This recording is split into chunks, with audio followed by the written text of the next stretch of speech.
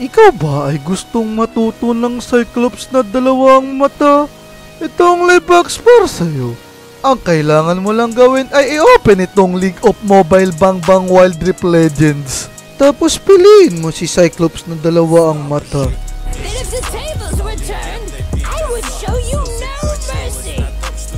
Wala akong pake.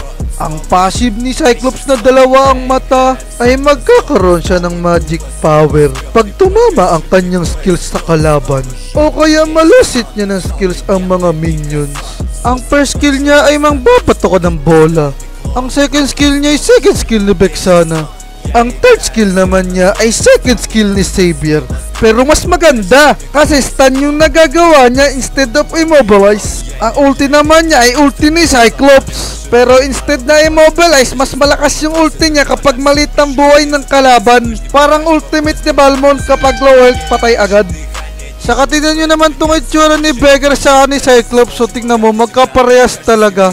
Ay nako, gaya-gaya talaga ang LOL. Kaya yan, may natutunan ka na naman kay Combs. Kaya i-follow mo na ako kung gusto mo pang makakita ng ganitong content. Hadouken!